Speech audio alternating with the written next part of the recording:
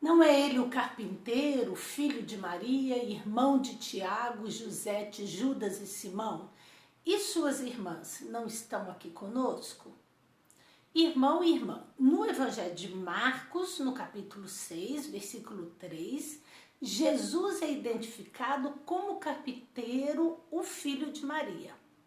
Certamente, em Nazaré, onde todo mundo se conhecia, uma referência de profissão e de família era suficiente para identificar uma pessoa.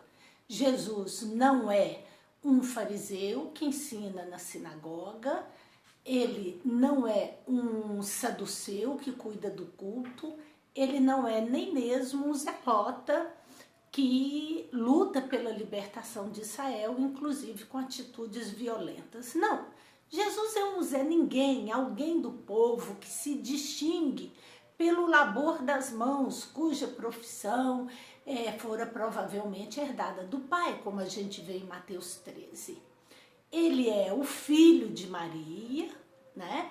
E ele tem aqui um monte de irmãos citados. Nós não vamos nos esbarrar nessa reflexão, nessa questão dos irmãos de Jesus, se são parentes, se são primos, se são filhos só de José ou de Maria também.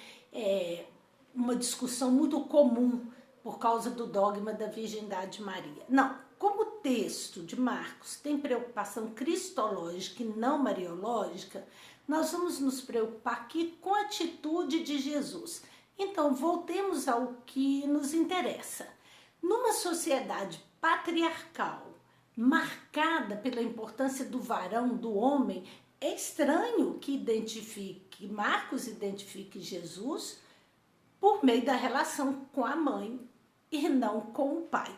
Certamente, Marcos está fazendo referência a um texto que ele já registrou no capítulo 3. A mãe de Jesus e seus irmãos estão à sua procura, porque ele, feito louco, já não tem tempo nem para comer. Então, preocupada com o filho, a mãe vai ao seu encalço e o encontra cercado de gente por todos os lados. Ao saber que sua mãe e seus irmãos o procuram, Jesus responde que sua mãe e seus irmãos são todos aqueles que fazem a vontade de Deus. Assim, Jesus declara superados os laços familiares, biológicos e amplia o conceito de família, passando da consanguinidade para os interesses do reino. Trata-se da chamada família escatológica, daqueles e daquelas que aceitam o convite para o seguimento de Jesus e desenvolvem laços afetivos e efetivos, não impostos pelo sangue, mas pelos interesses do reino. Ora, vejam só, os laços familiares são colocados em segundo plano em relação aos laços escatológicos. Se Jesus fosse um escriba ou fariseu, teria autoridade para ensinar daquele jeito. Se ele fosse um rabino, o filho de um rabino trazia as marcas da escola do seu pai. Como carpinteiro, filho de uma jovenzinha, ele não tem credenciais religiosas para convencer o povo. Como que o menino que eles viram brincar nas ruas e chapinhar nas poças d'água em tempo de chuva poderia ter algo a ensinar? Como um trabalhador braçal que lavrava as roças, carpia os campos, fazia as colheitas, fabricava objetos de madeira, poderia ser sábio daquele modo? Iludidos pelo saber intelectual e formal, rejeitaram a sabedoria da vida. Preferiram certamente o ensinamento legalista dos fariseus ao ensinamento libertador de Jesus. Era demais para eles a novidade da revelação divina trazida por Jesus. Ele não representava um Deus conhecido, Deus pregado, ele rompia com aquela imagem de Deus legalista que faz bem para quem faz bem e mal para quem faz mal, um Deus justiceiro, preocupado com pequenos detalhes da liturgia ou dos rituais de pureza.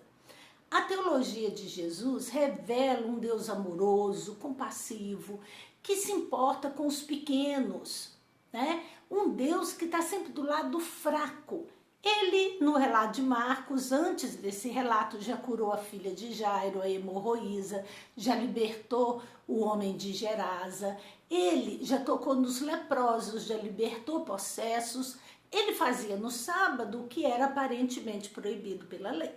Realmente, só quem enxerga além do legalismo institucionalizado pode despertar ainda hoje interesse pela pregação de Jesus, pelo reino que ele anunciou. Segundo Marcos, a incredulidade dos nazarenos não abalou Jesus.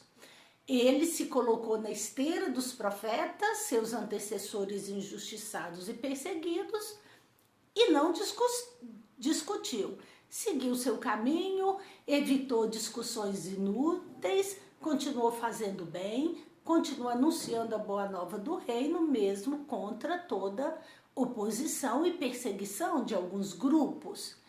Também hoje, em tempos de tanto obscurantismo, nós enfrentamos muita perseguição quando anunciamos o Deus de Jesus Cristo como Deus dos descartáveis, como Deus daqueles que foram abandonados. Os moralistas de plantão só buscam seus próprios interesses e jogam na nossa cara. Quem é você? Que sabedoria é essa? Onde você tirou isso? Está contra a doutrina da igreja.